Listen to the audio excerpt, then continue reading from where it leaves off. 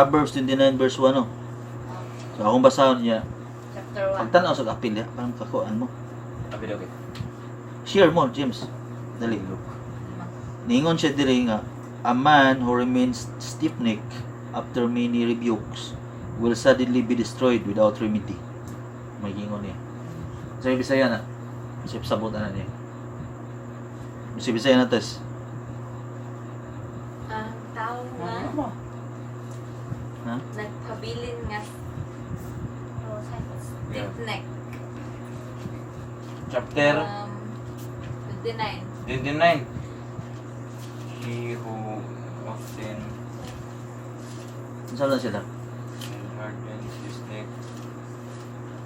Ang tao ko nung nagpabilin niya pong stiff neck, meaning kanang dili gyapon mo tuo, magtuman niya po siyang gusto after sa mga kadaghang saway, daghang badlong, pabadlong baka nang ibadlong ka ini buhata will suddenly be destroyed. Makuan jud kuno siya. Ma-destroy siya, sa na destroy. Guba. Maguba pero in terms ng ako sa mapukan or mapildi o maunsag yun siya without remedy. So ano lagi siya bisa kapila pa ng badlonga ang ilang term dito sa Proverbs. Bisa kapila ng badlonga ang tao yung pabilin niya po siya o magahi niya po siya. May kag stiff neck gahi na di ba? Lagahi kang ilingi di ba una saya kung stiff neck ka. Ang sabay mong bation kung stiff neck ka. Ang sabay na stiff neck tikig no di ba? Kanang tikig pamaulan mong liog. So may tabo na kung stiff neck ka kung tawagong ka o badlong ka, di ka kalingi yun na, di ka katanaw, di ka kaya man eh, term na rin. Ang tao nga pabilin nga gahi yun. Gahi mo na siya sa buta na. After meaning, sa kapila na badlong nga, padayan niya po siya, ang may tao, kalit lang daw siya o kapukan. Ngawa nagi kaayuhan. Meaning, bisa kung saan pa ni mo badlong sa mga tao, niya di kaya po sila musunod sa imong isulti, based sa Bible, mabud yan time nga, ma-destroy sila. Kaya di mo sila minaw. Mo sila bungol. Mo sa nakanunay kana ako i-remind ninyo mga bata. Di mo magsigbuhat ani ang Bible nagingon ani, nya gahi gyapon kay mo. Madugayan na time will come na kamo na lang wala na mi dinami ka-rebuke ninyo. Nya mao makari out, mao na madani niyo idaran niyo, maminyo na sad mo. Ang may tabuan na mataro ka di ki matarong imong kinabuhi kay di mo ka maminaw. Di lang kay gahi sa imong pagsunod, di ba kung lisod na pasundo ng stiff neck, di ba? Maraming ka, ay tangari, liko, sariwa, ana, kay ka na, dahin tiro lawas, di ba? Kay, kumang ko siya, gahi, ina na gahi ang tao. So ba na, ang iyang gisulti, barasan siya, warning siya ba? Si David may gasulti in Proverbs, di ba? David niya pagsulti ni, or laing writer siya.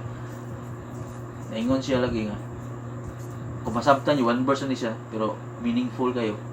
Ang tao, na mapabiling magmagahi in spite sa mga pagbadlong sa kalit lang siya mapukan, ma-destroy siya ngawan ay kayuhan kung gibadlong ka ni kadaghan gipadako ka sa gustuhan ng kinabuhi ya afterwards di lang gyapon ka muto sunod di lang gyapon ka maminaw time will come na di man gyud ka maminaw adto ray ka mapuyo sa imong pagkadautan ya ikamatay sa tawo nga mao lang buhata. Asam siya paingon, may kapaingnan. Langit o impyerno naman. Okay, mga mga gilitan. Heaven or hell. Choices. Two choices na doon. Imong kapilian. Huwag kailang kapilian. Langit o impyerno.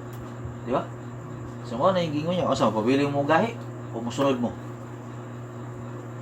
Kaya na, inyo i-examine yung kung naon nyo. Kapila naman ko badlunga niya. Di lagi yapon ko patuo.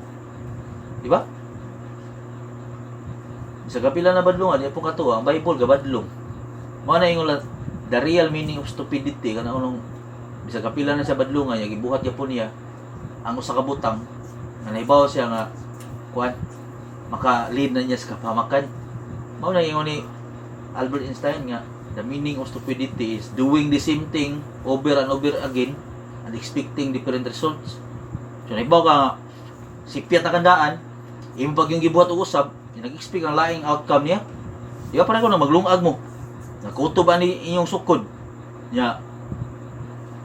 Naibawa mo nga hilaw na siya or basa kayo. Nya inyo gyapong ibalik-balik. Nag-expect mo nga mausab siya. Dili sa mausab, di ba? Nya mao man na siya ning inyong gibugas ni gamit inani man ni siya. Mao sana siya nga inana sana. Tuo mo nga ang magbuhat og lautan bunga na sa maayo. Dili. Ang buhat nga musukol-sukol ginikan magbunga maayo dili. Di na siya maginana. Di ba? Ang buhat nga pagkatapulan magbunga na siya og kadato. Di ba? Dili. Tanan yun kanang law of attraction. May kang Einstein no. In every action there is always an opposite reaction. Mo na siya kung unsay imong effort nga giduso, mao sa nang imong effort nga makuha, di ba? Kung iduot na kumayo ni spring paduot ang nangatungad to sa kuan, mao sa nang kakusgon na sa force nga nag-alkontra sa akong kusog, di ba? Mao na siya, di ba? Kung ako sa iduot maayo, kung pila to kakusga force nga akong gi-push, mao sa to yung force nga nag-resist sa akong force. Di ba? Mao na siya. So kung post touch sa kagamay, yung nag-expect ka mo alsa kag bugat, di ka ka. Di yun ka. Huwag kayo mahimo. Ilang push to the limit siya. So kini siya atong balikan ingon siya kinsa tong tao nga magpabilin nga gahi gayud in spite sa kadaghang rebukes badlong niya will suddenly destroyed without remedy na yun. So kamo kadung man ni isulti diri dapat inyo na ibutang siyang naunda na dili mo mamagahi. Kay warning nga ni sa daan.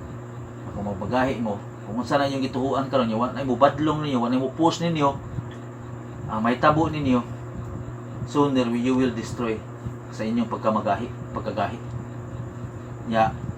Kung unsa to imong gibuhat karon na siya sukli pod sa puhon. Kung amon sa imong badlong sa mga anak, di ba? Inaana po na siya. So I hope you'll maka-learn mo something about na. No. Learn mo something about aning atong gisgutan.